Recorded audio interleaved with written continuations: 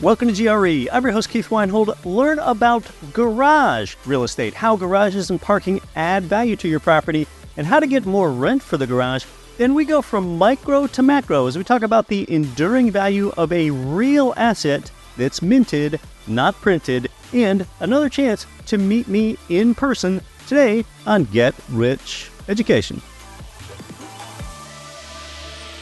Since 2014, the powerful Get Rich Education podcast has created more passive income for people than nearly any other show in the world. This show teaches you how to earn strong returns from passive real estate investing in the best markets without losing your time being a flipper or landlord. Show host Keith Weinhold writes for both Forbes and Rich Dad Advisors and delivers a new show every week.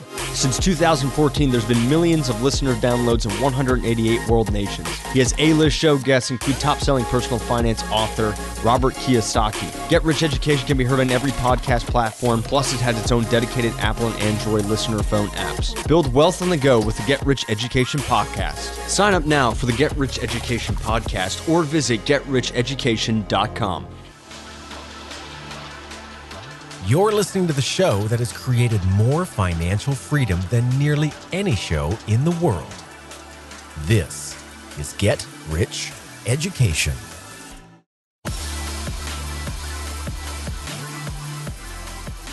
Welcome to GRE from Saint Augustine, Florida to St. Paul, Minnesota, and across 188 nations worldwide. I'm Keith Weinhold, and you're listening to Get Rich Education.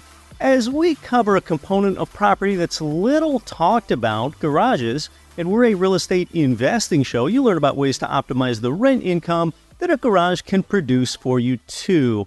Now, if the home that you currently live in has a garage, that could be the entrance to the home that you use even more often than your own front door. That's how important and useful it's become. And understand that garages on homes, they didn't even exist until about 100 years ago because that's when cars began to become popular. The emergence of the garage in American real estate is one reason for the downfall of the big front porch. You rarely see big porches on modern homes.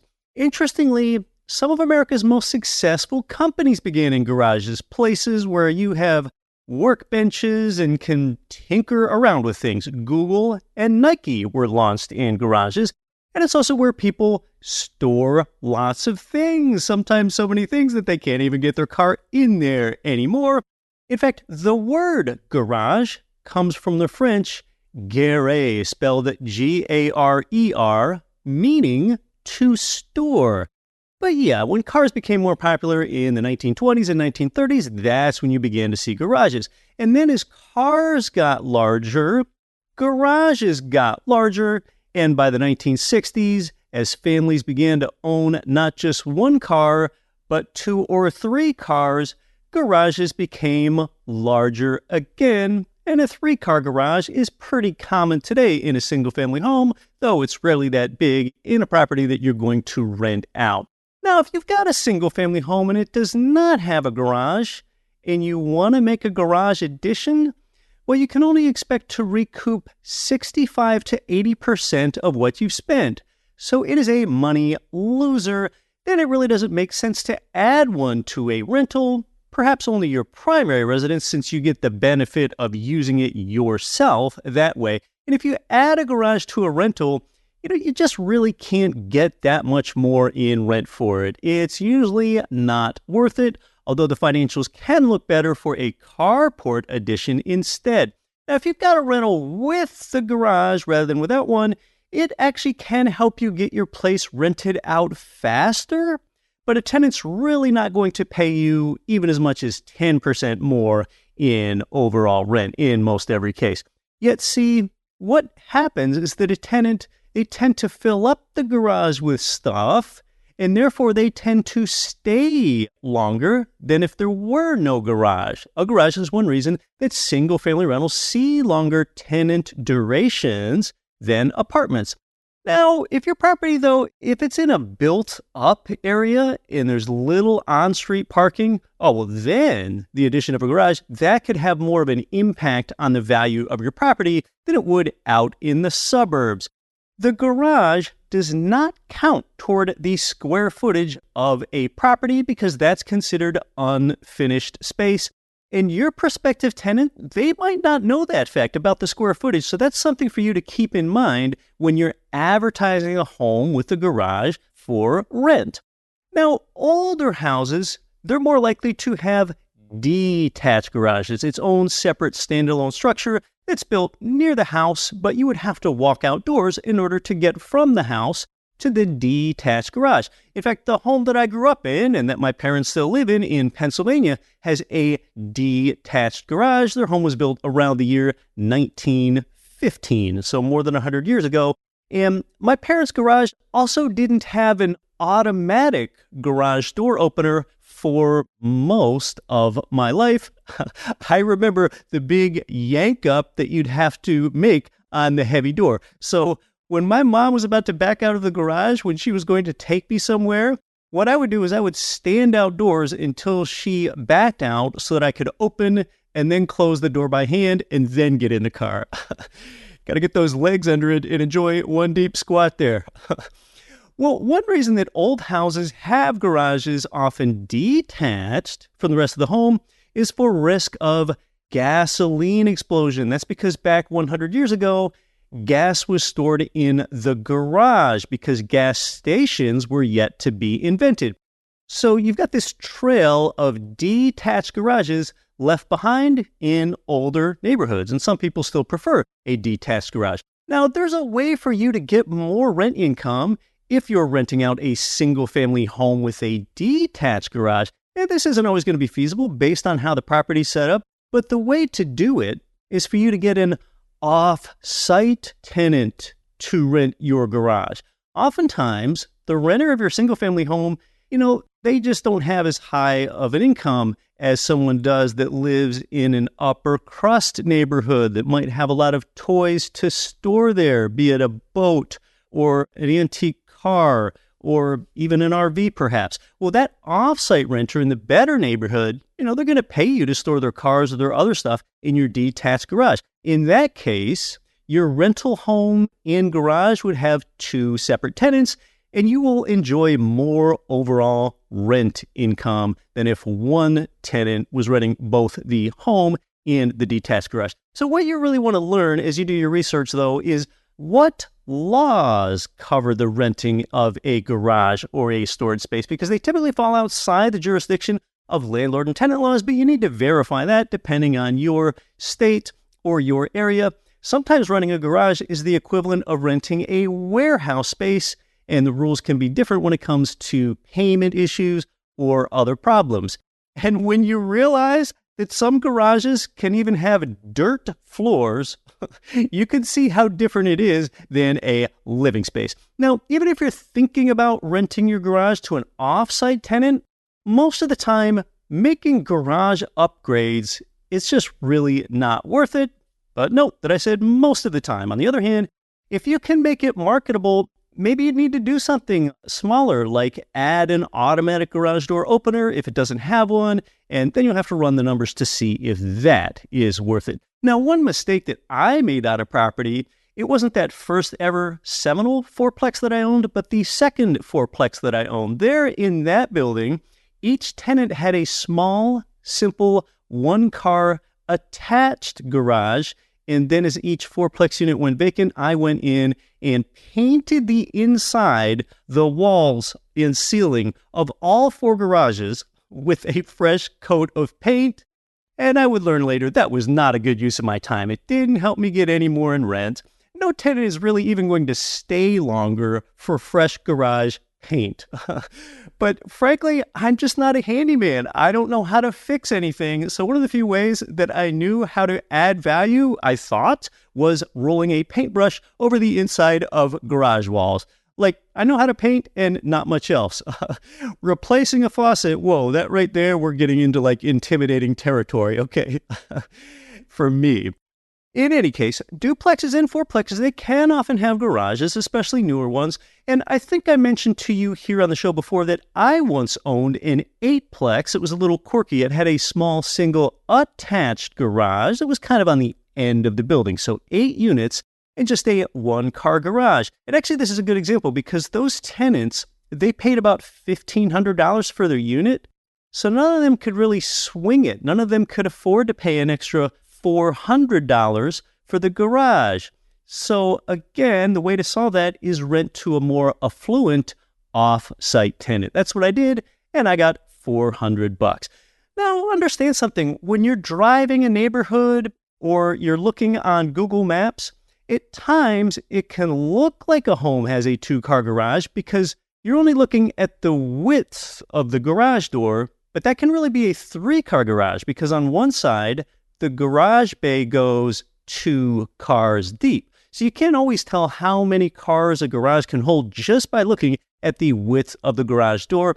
One reason that developers and HOAs actually like garages that are too deep is that way the driveway is more narrow. When driveways are more narrow, that means there's less asphalt and more green space in neighborhoods. Now, in some places, it doesn't matter too much if the garage is full of stuff and you have to park in the driveway, but in a cold, snowy place, it really helps to park cars inside the garage. So garages are typically more valuable to residents in areas that have real winters. In an apartment building, it can help to have assigned spaces for tenants. When I bought apartments, I've always left it to my property manager to figure out the space assignments. In rental property, upgrading and resurfacing parking areas is another money loser. Now, we don't want to be slumlords, but the truth is, repaving and restriping a parking lot, that might look nice. You might do that, but the reality is that it will get you practically zero extra rent. Not a good ROI. Well, that's a take on garages past and present. What about the future of garages and parking areas? When it comes to the future, and this harkens back to episode 13 of this show. Yes, that's when I discussed driverless cars, also known as autonomous cars, back in January of 2015, 9.5 years ago. Well, when autonomous cars become popular, which many expect will still happen, it's likely that fewer people are going to own cars at all. They will just have a car subscription. The autonomous car will pick you up and drop you off, and more people will convert their garages into living space like another bedroom if that does indeed eventually happen. But autonomous car adoption has hit roadblocks since episode 13 of this show back in 2015, and that's generally because autonomous cars keep having accidents. Although Waymo is perhaps the one company that's made more headway lately. You're seeing their autonomous taxis in use in some cities right now.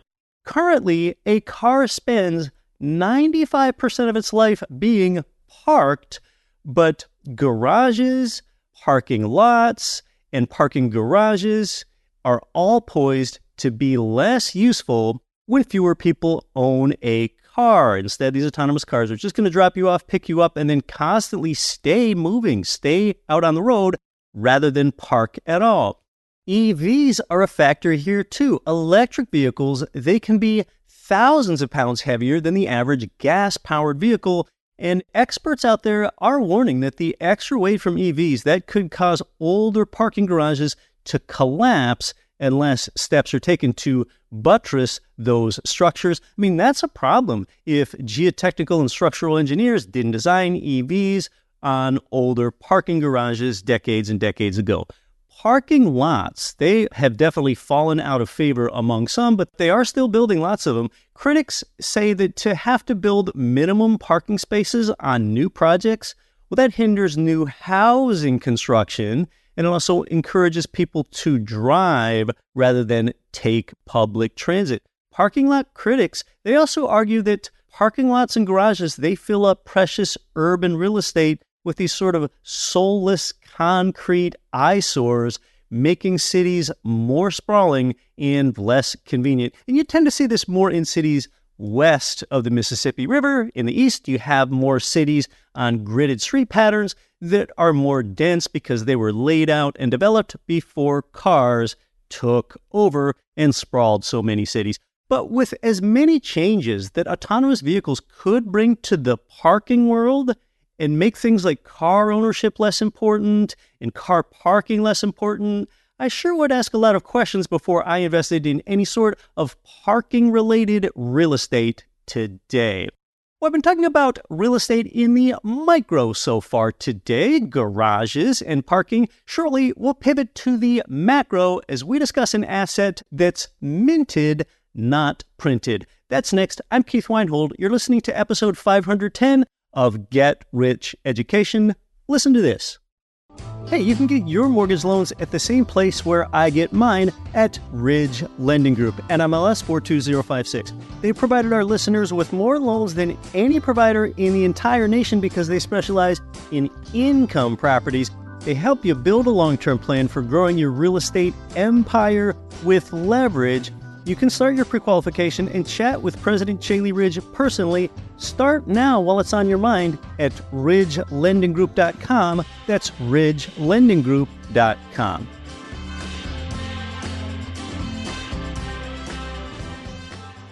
Your bank is getting rich off of you. The national average bank account pays less than 1% on your savings. If your money isn't making 4%, you're losing your hard-earned cash to inflation. Let the liquidity fund help you put your money to work with minimum risk. Your cash generates up to an 8% return with compound interest year in and year out instead of earning less than 1% sitting in your bank account. The minimum investment is just $25K. You keep getting paid until you decide you want your money back. Their decade-plus track record proves they've always paid their investors 100% in full and on time. And I would know because I'm an investor too. Earn 8%, hundreds of others are. Text FAMILY to 66866. Learn more about Freedom Family Investments Liquidity Fund on your journey to financial freedom through passive income. Text FAMILY to 66866. This is Rich Dad, Poor Dad author Robert Kiyosaki. Listen to Get Rich Education with Keith Weinhold. And the reason I respect Keith, he's a very strong, smart, bright young man.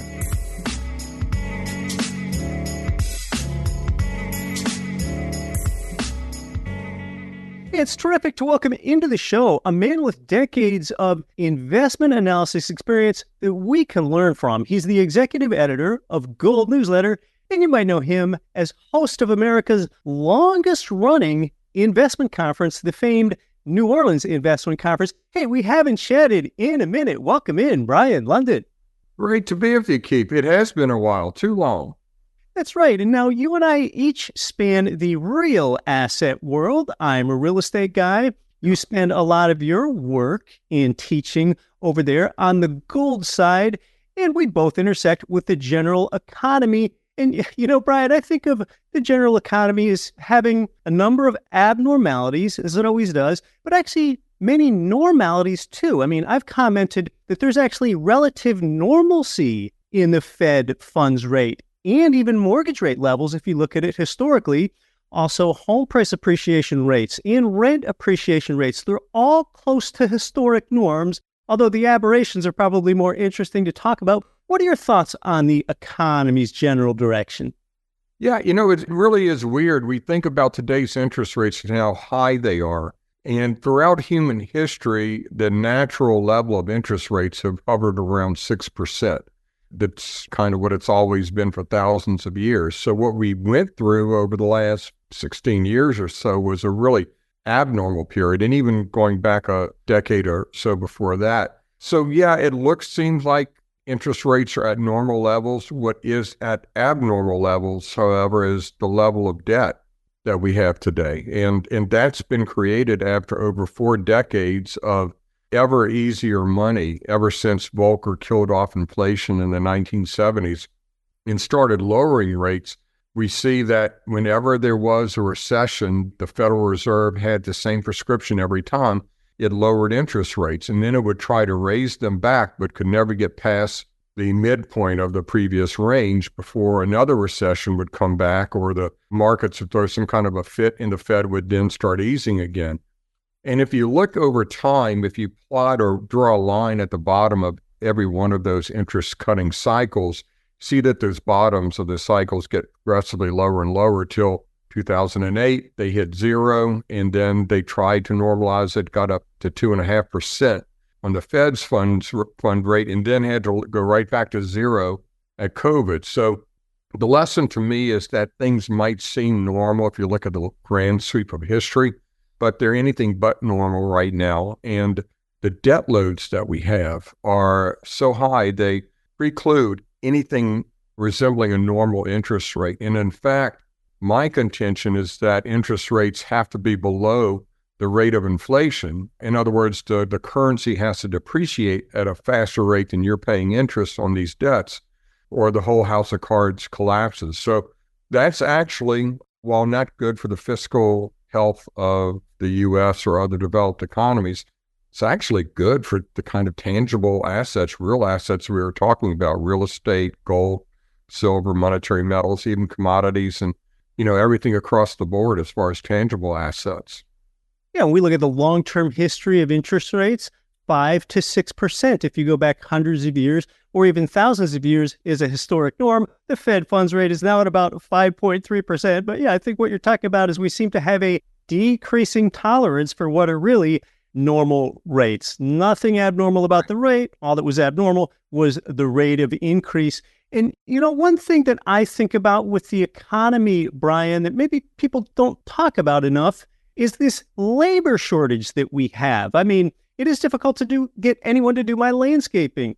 Last year, I stayed at a hotel where when I checked in, there was no human being at the check-in desk. It was automated check-in. Yeah. Then last month, I stayed at a hotel where there was a human at the front desk, but they told me that there was not going to be any housekeeping during my stay. So the reason that I bring this up is that a chronic labor shortage, that spells entrenched upward pressure on inflation, because you have to offer higher wages to lure in workers, and higher wages paid mean higher consumer prices, higher rents, more inflation, and persistently high rates to combat that. Yeah, absolutely. And you bring up a whole nother factor that very few people consider is demographics. The fertility rate in the U.S. is below the replacement rate. It's about 1.7 now, and it would have to be like 2.1. And as they say, demographics is destiny. We're not the only ones by any means. Japan went over the demographic cliff long ago. We're following all the other developed nations are as well. And in 20 or 30 years, the global population will be falling. That brings about a lot of other pressures. In real estate, obviously, you have, the baby boomers who are going to be downsizing if they can find something to move into besides a retirement home at a decent mortgage rate. We have so much overhang in real estate that's sitting out there and locked up by the current interest rate. So yeah, it's an interesting dynamic we're in right now. And personally, I think it's all just a result of the Federal Reserve and all these other monetary mavens, these PhDs, that want to pull all these levers on the economy. And they have unintended consequences in every one of the policies that they undertake. And we're in one right now. We've got both inflation and a scarce supply of property that just keeps floating property values higher despite higher mortgage rates. And one place that the high inflation is often reflected is in the price of gold. Gold is up more than 20% year over year.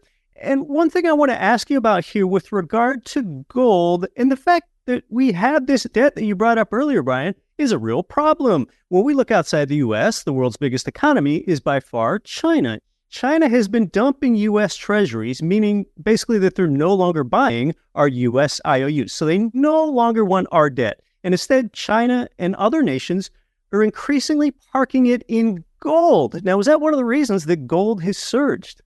Yeah, it is the primary reason, or one of the primary factors why gold has surged this year in particular. And it's a weird mix of buying this year. We saw the gold price start taking off like the 1st of March, and it was, for the first 6 weeks or so, it was literally a relentless rise, not a down day, setting new price records every day. And it took us a while to try and figure out where the buying was coming from. And as it turns out, it was the result of continued buying by central banks, renewed buying to an even greater degree by the People's Bank of China, and also some domestic demand from China. And that's something we had never seen before. We'd never seen Chinese investors and savers buying gold on the way up in a price trend. They usually bought on a price downtrend, trying to get a bargain, but now they were following the price up.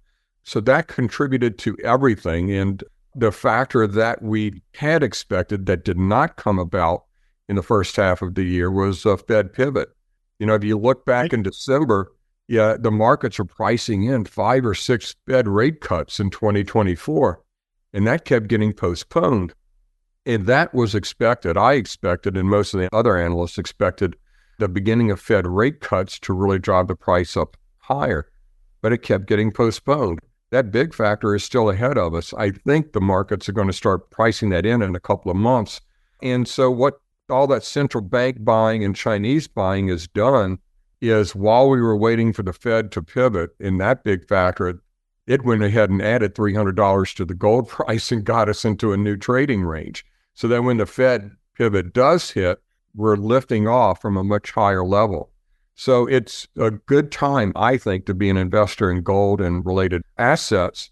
I think it's also a good time to be involved in real estate and a lot of other tangible and real assets. Well, as real estate investors, we are interested in that interest rate direction. And, if the U.S. is continually finding themselves in a position where they're wondering, well, hey, if not China and others, well, then who in the heck is going to buy our debt? And now I think the listener, you can ask yourself in the same way. If you're trying to get your friends to give you a loan, how do you entice your friends to give you a loan? You would offer them a higher interest rate in order for them to give you a loan. So with that in mind, Brien, is that what the U.S. has to do in order to entice foreign bondholders in the same way, meaning then that rates would tend to be held high? A very interesting point there, Keith, because getting back to what I was saying, how these PhD economists are pulling all the levers on the economy, the lever they're about to pull is to start lowering rates again, because they recognize these debt loads. They recognize the possibility of a recession, in that if there is a recession and tax receipts fall, then the debt load is going to accelerate even further. So they feel that policy right now is very restrictive, and they're going to start lowering rates at some point. They have to, with the debt loads being what they are. However, you have, on the other hand, the bondholders, or what you would hope would be the buyers of the Treasury securities, and they will look and see the potential economic slowdowns ahead, the potential for higher inflation, and start demanding higher returns on their yields. So there is a tension there. We saw that develop last October-November timeframe, and a few months ago when we saw Treasury yields rise at the same time that the dollar index rose versus other currencies, and gold was rising, which was a weird, kind of strange bedfellows there. That typically gold does not rise when interest rates are rising and the dollar is strengthening, but they were all going up together, and that happened a bit last fall as well. To my mind, that is a reflection of safe haven buying. Typically we think Treasury yields fall when there's safe haven buying because everybody's going into Treasuries. To me, that was reflective of safe haven buying because the markets were really concerned about the fiscal future for the U.S. and other developed countries. So they were going to the safety of the dollar, the safety of gold, and demanding higher yields on Treasuries that would be more commensurate with the kind of inflation rate that they saw ahead. But it's been a weird mix of buying, a weird mix of economic developments. And I think it all argues toward big money getting more and more into gold because of the uncertainty that lies ahead.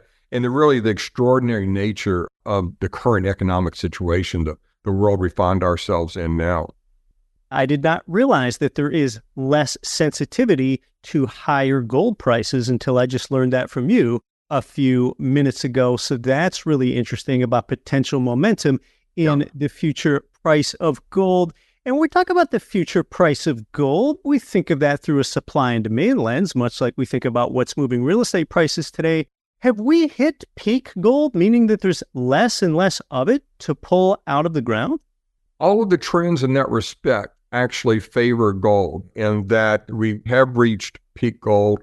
Production is around 3,300 tons a year. Interestingly, a third of that level is being purchased now by China, between the People's Bank of China and Chinese citizens. So a good bit of that is taken off. But I'm not a big proponent for the validity or the impact of supply and demand for gold, because it is monetary demand that really drives the price of gold. It has no utility, virtually no utility in industry. It is purely a monetary metal. So when people are concerned about the future purchasing power of the currency, they buy gold and they drive the price up. And that buying on the margin really sets the price of gold. And I think we're about to enter one of those periods where gold really plays catch up. For long sweeps of time, you'll see the gold price doesn't do much until something happens. Things get bad to a certain degree where people really start to worry about their purchasing power, and then gold makes a huge catch-up move. We're in the early stages of that kind of a catch-up move. I think we're entering a period that will be akin to the 1970s and the 2000s, where the price of gold has historically gone up anywhere between 5.5 and 8.5 times over during these kinds of secular bull markets. And I think we're in one of those periods right now. 5.5 to 8x. Yeah, if you look at the fact that there's only been 3 bull markets in gold since 1971, when it actually became, an investable asset or commodity and not money. So 1970 to 75 was a bull market, 76 to 1980 was a bull market, and really 2000 to 2011 was another bull market run. In each of those instances, each of those 3 bull markets, gold went up from between 5.6 to 8.2 times from the lows. In this market we're in now, the low is about $1,040. So if the price of gold goes up between 5.6 and 8.2 times, you're talking about $6,000 to $8,000 gold price at the end of this cycle, wherever and whenever that takes us. And of course, we're up around 2,300 and change right now. So that's a good move ahead. Lots of potential. And it's not just where the price of gold goes, but all the associated assets with it, like mining stocks and the like, are going to do, I think, very well over the next few years. Yeah, people know gold is the classic inflation hedge, but to your point, it has a lot to do with catching a wave. If you think the real long-term diminished purchasing power of the dollar is 3 or 4% over time, well, you don't see gold go up gradually at 3 or 4% per year for several years. You tend to see it do little or nothing, and then it has this big catch-up phase, like those periods of time that you talked about. When we talk about physically holding onto gold, it's cool. It's one of those type of investments where if you do hold it yourself, there's no login or password to access your gold. It is physical, intangible. And, Brien, one thing that a lot of gold people often talk about as a positive attribute to holding gold is that it has zero counterparty risk. When it's yours, no one can take it from you. But does it really have no counterparty risk? Because I think about if a person wants to hold physical gold, well, if they outsource it to a third-party vault or a bank safe deposit box, then the counterparty risk is there. But if they hold it onto themselves and store it in their own home, which I don't know if that's a good idea, but if they choose to do so, well, then the counterparty risk is the thief. So I think gold is a great way to store wealth, but is there really zero counterparty risk associated with gold? Well, from that standpoint, there's never zero risk. There's never zero risk when you step out of your door in the morning either. There's always some risk. You can mitigate the risk. And it reminds me of what I tell people when they're really new to the sectors. There are 2 reasons to buy gold. One is as insurance and one is as an investment. And insurance is what you need to worry about right away, because you're insuring against something you know is going to happen. If you feel like 3 to 5 years, the dollar's purchasing power is going to be much less than it is today, I think we can all agree it most likely is, then by buying gold today, you lock in today's value of the dollar, because gold will make that up, and perhaps even more so, it will protect you against that depreciation. So you can insure your wealth by holding some physical metals, and I think that's the most important thing you can do, at least initially, is get silver and gold. Now, as far as storing it, a lot of people can store enough gold in their house to gain a good bit of insurance against whatever their wealth is. And by that, you will have to invest in a safe. Don't tell anybody about where it is, and a good alarm system. And if you haven't in a location where you have a good police force, then you're talking about 20 minutes that somebody's going to get in your home before the police come a knocking. And hopefully they can't find the safe, much less get into it in that amount of time. So you can do it in your house to some degree. You can store it elsewhere, but there are important considerations there. They're very respected storage facilities and the like. You don't want to store it in a bank because one of the things you're insuring against is a bank holiday. Yeah. Banks don't like you to store it there either. But you can find respected institutions to store it. I recommend that people don't put all the eggs in one basket and store it with a number of institutions, or as many as they can practically do. But yeah, it is important to own the metals. Otherwise you're going to lose from here on. The day that you decide not to buy gold and silver to protect your wealth, from that day on, you're accepting a rate of purchasing power depreciation that we know is considerably more than what the government says it is, and is historically high to begin with. I generally think it's a good idea to own at least a little gold. If you have trepidation about buying gold, think of it this way. In a way, you're not buying gold. You're transferring some of your prosperity over into gold, which has had lasting value for millennia across cultures and across generations. And for some reason, I think a lot of people my age and younger, they don't own any gold. I would imagine that 90% plus of people, I think the statistics are out there, 90-some% of Americans don't own any gold. And maybe you feel like you don't understand gold and you don't want to own what you don't understand, but you could purchase this 1/10 of an ounce of gold for under $300. And, by buying just a little bit, you begin to get a vested interest in this stuff. So with that in mind, Brien, how much do you think one should allocate, and in what form should they make their purchase? It's interesting. There have been studies for many years showing that the highest risk-adjusted return you can get in a diversified portfolio with about 5% of your wealth or your investing portfolio allocated to gold. There haven't those same studies done that are indicating more, like 10% or more. It's to the point that you sleep well at night, whatever makes you comfortable.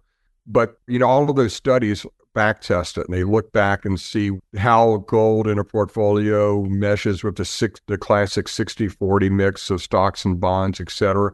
But what we've seen over the last 12, 14 years is that post the 2008 great financial crisis, is that all of these asset classes have become more and more positively correlated, because everything's dependent on the Federal Reserve and monetary policy. So all of the correlations have started to trend toward one, where they all rise and fall together in unison, because everything, again, just depends on monetary policy and the flow of liquidity from the Federal Reserve and other central banks. So that fact alone argues for even a greater holding in gold, because all of that portends greater and greater inflation, greater monetary accommodation, and the kind of thing that gold insures against. So the way to look at gold as insurance is not quite like home insurance. You buy home insurance, you pay the premium every year in case your house catches on fire, but you really don't expect your house to catch on fire.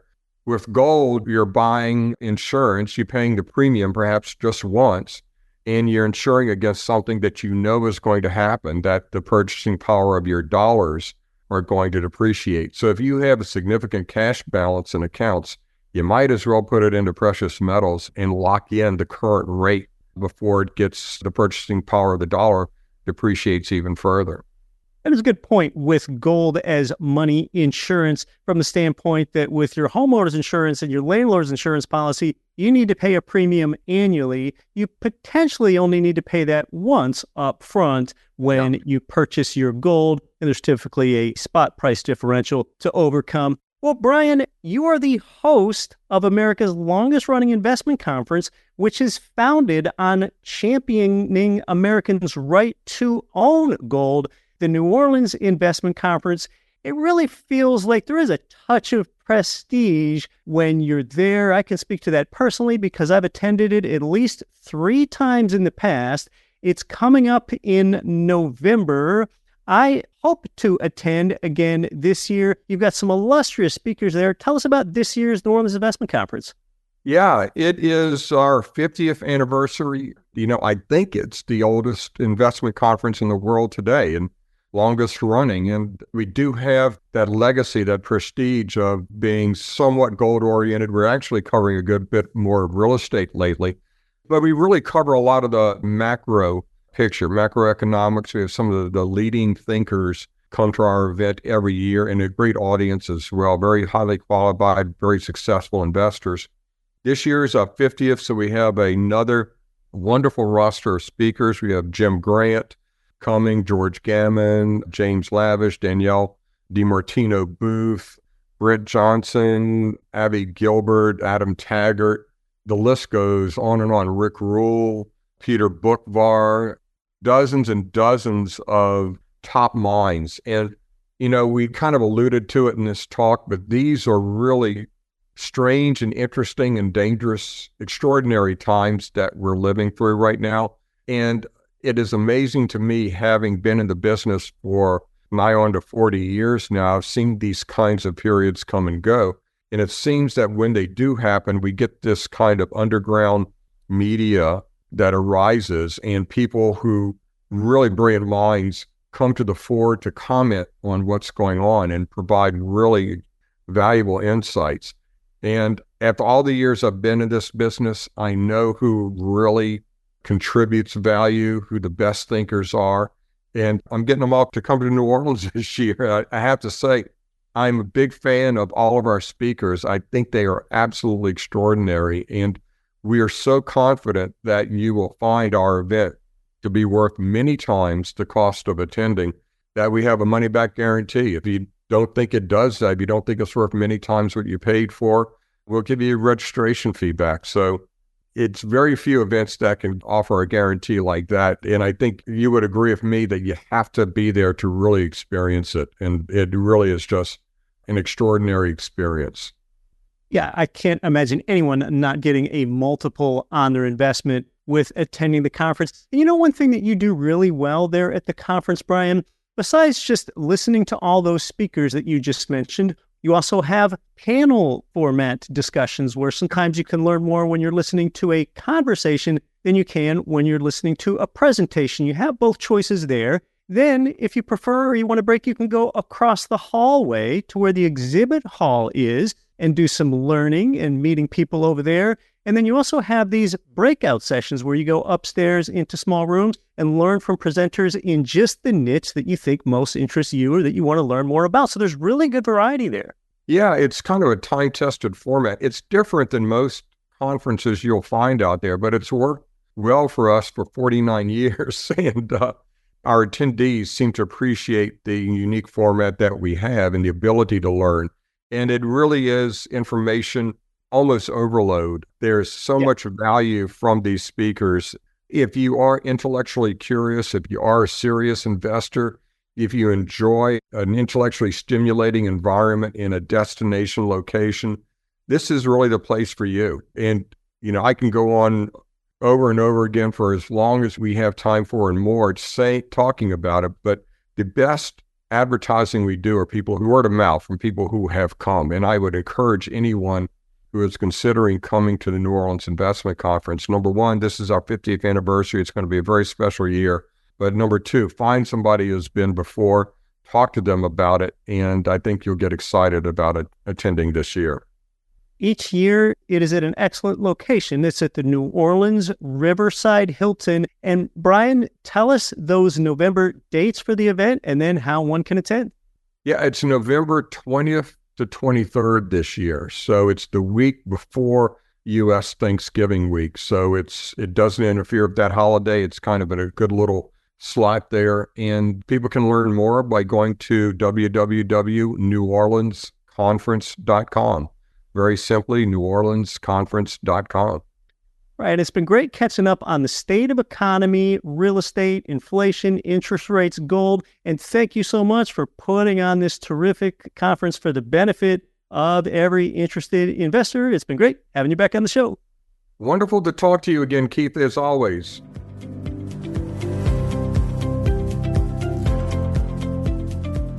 Oh yeah, bright and articulate thoughts from Brien, as always.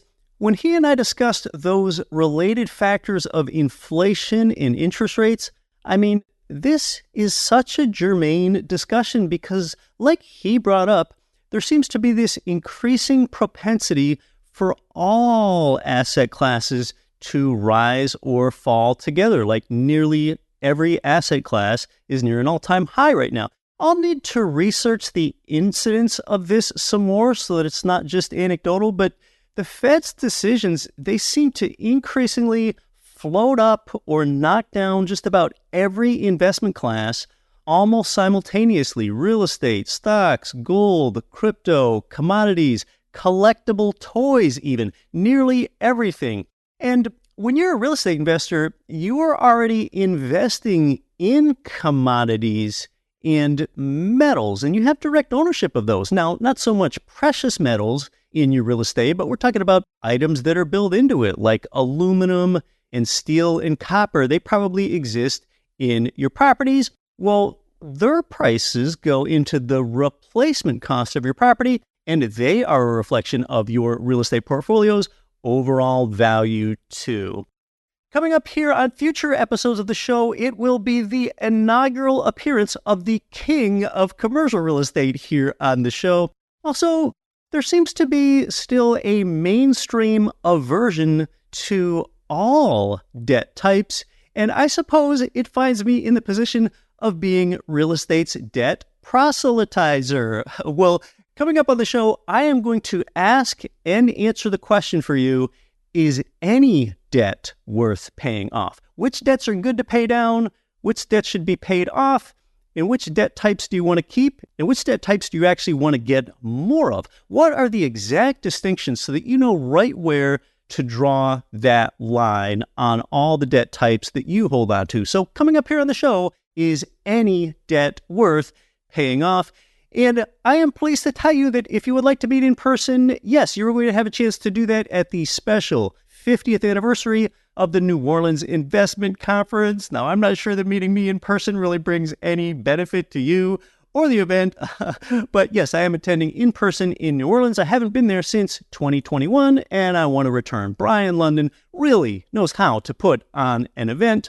There is a lot of macroeconomic talk there, and you will hear more about both that and gold than you will about real estate, although I expect plenty of real estate investing information there as usual. Again, it's November 20th to 23rd, 4+ months away. And the registration link that you can use for this is in today's show notes. I will also get it into the next newsletter for you.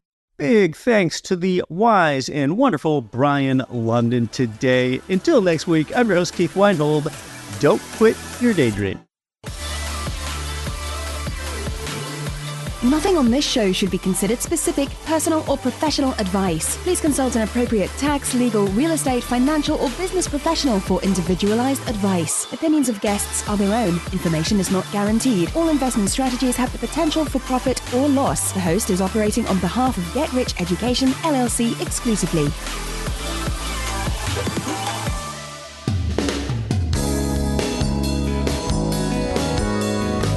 The preceding program was brought to you by your home for wealth building, GetRichEducation.com.